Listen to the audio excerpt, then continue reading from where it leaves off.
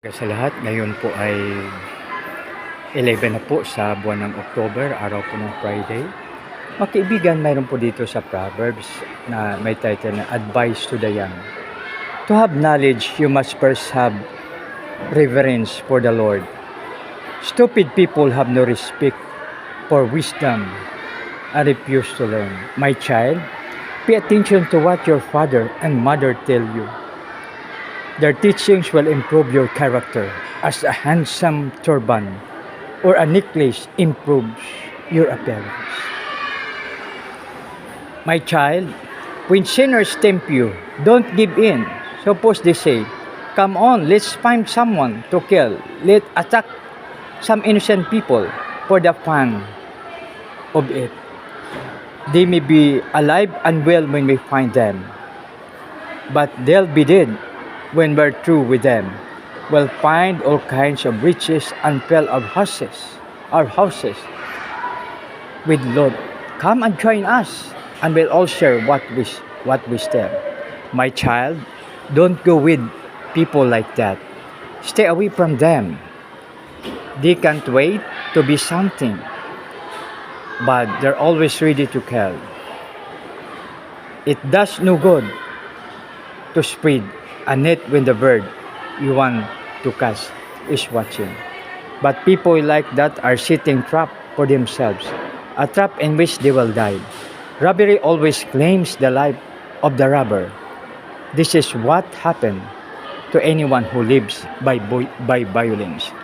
May God add more blessings upon reading His Word.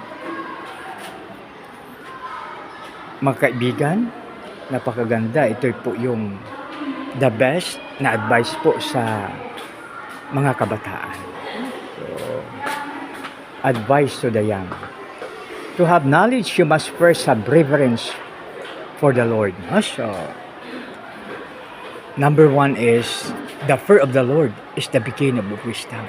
So, tandaan po natin yung mga kaibigan. The fear of the Lord is the beginning of wisdom. Kaya sa mga kabataan, napakaganda. Ano pa po yung ating gagawin? No? So, maliban sa the fear of the Lord is the beginning of wisdom. Tapos, another one sa verse 8 is, my child, pay attention to what your father and mother tell you. Their teaching will improve your character as a handsome turban or a necklace improves your appearance. So, napakaganda mga kaibigan pag tayo ay nakikinig sa ating mga magulang.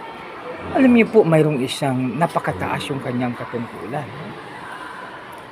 So itong mataas ang katungkulan, tinanong ko po siya, sabi ko, sir, ba't mahaba ang iyong buhay? Tapos alam niya ang sagot niya, alam niyo, sabi niya, yung nagkasakit daw po yung kanyang daddy. Dahil sa linalagyan daw ng sili, namaga ito at parang hindi na maganda, no? So, ibig sabihin, naging nasugatan dahil sa anghang ng sili, tapos umamoy na, no? Kaya ang kanyang mga kapatid ay iniwan po yung daddy nila. Pero alam mo po, sabi ng mataas na katungkulan, sabi niya, alam mo ako, hanggang kamatayan, tiniis ko kung ano man ang kalagayan ng daddy ko. Kaya binigyan siya ni Lord ng mahaba at masaganang buhay. Ano pa po? So, dito, my child, pay attention to what your father and mother tell you. Kasi ang mommy at daddy, napakahalaga talaga. So, ibig sabihin na anumang klaseng tao sila. So, parang parang doon sa yung lumabas po ang mga Israelites from Egypt.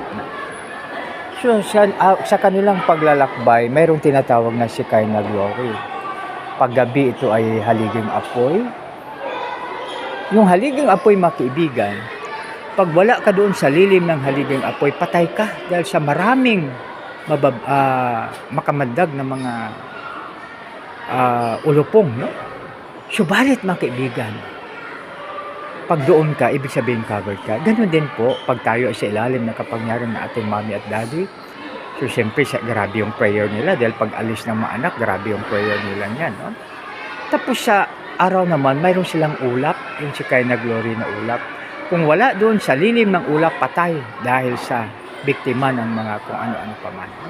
Kaya mga kaibigan, alalahanin natin ang ating mga magulang. Nakalagay sa New Testament, sa Ephesians 6:1-3. So dito, sumunod at gumalang sa mommy at daddy. I-summarize ko lang po mga kaibigan. Equals long and abundant life.